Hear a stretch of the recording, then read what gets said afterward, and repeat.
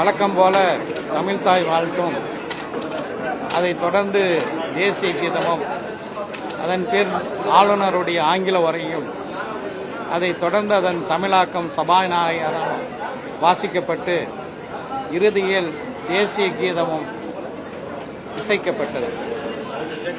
ஆனால் மரபு என்னவென்றால், ஆளுநர் உரையினுடைய தொடக்கத்தில் தமிழ்தாய் வாழ்த்தும், உரைக்கு பிறகு தேசிய கீதமும் என்ற மரபுதான் இதுவரை தமிழ்நாடு சட்டமன்றத்தில் பின்பற்றப்பட்டு வந்த நடைமுறையாக இருக்கின்றது.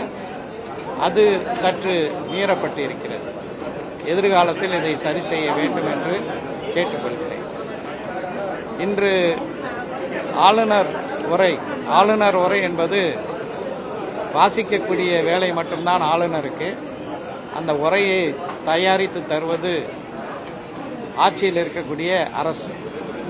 அந்த அடிப்படையில் இந்த ஆளுநர் உரையில், இன்று வாசிக்கப்பட்ட அந்த உரையில், இந்த அரசு திராவிட முன்னேற்றக் கழகத்தின் பல்வேறு கொள்கைகளை, பல்வேறு திட்டங்களை தொடர்ந்து நடைமுறைப்படுத்துவோம் என்று சொல்லியிருக்கக்கூடிய ஒரு நிலையை பார்க்கின்றோம்.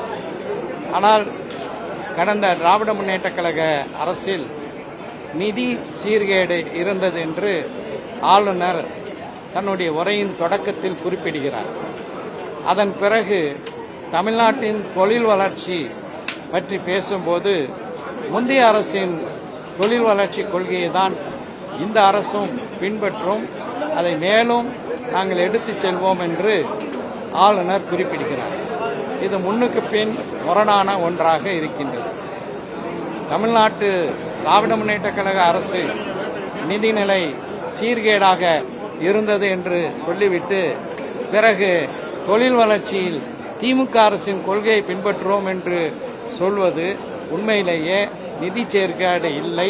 தமிழ்நாட்டினுடைய நிதி, தமிழ்நாட்டினுடைய வளர்ச்சிக்காக தமிழ்நாட்டின் பல்வேறு பகுதிகளில் கட்டுமான, அதாவது இன்ஃப்ராஸ்ட்ரக்சர் என்று சொல்லக்கூடிய அடிப்படை கட்டுமான வசதிகளுக்காக, வளர்ச்சிக்காக, பள்ளி கல்விக்காக, குறிப்பாக அரசு பள்ளிகளில் சேரக்கூடிய மாணவர்கள் அதிகரிக்கக்கூடிய ஒரு நிலையை ஏற்படுத்தக்கூடிய வகையில் ஒரு சிறப்பான நிதி மேலாண்மை திராவிட முன்னேற்றக் கழகத்தின் ஆட்சியில் இருந்தது என்பதற்கு ஒரு ஒப்புதல் வாக்குமூலமாக தாவேக அரசாங்கத்தினுடைய ஆளுநர் உரை அமைந்திருக்கின்றது என்பதுதான் சரியான ஒரு நிலைப்பாடாக இருக்கின்றது.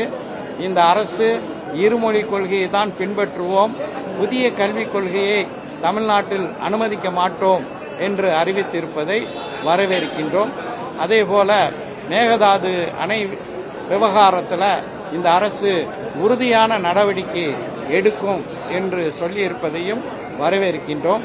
இந்த அரசு, ஒன்றிய அரசு நமக்கு தர வேண்டிய நியாயமான நிதி பங்கை தராததை குறித்து சட்டமன்றத்தில் தீர்மானம் நிறைவேற்றுவோம் என்று சொல்லியிருப்பதையும் வரவேற்கின்றோம். இவையெல்லாம் கடந்த திராவிட முன்னேற்றக் கழக அரசு பின்பற்றி வந்த கோட்பாடுகளாகத்தான் இருக்கின்றது. ஒரு தமிழ்நாட்டில் உள்ள அரசு கல்லூரிகளில் காலியாக இருக்கக்கூடிய பணியிடங்கள் நிரப்பப்படும் என்ற அறிவிப்பையும் வரவேற்கிறோம்.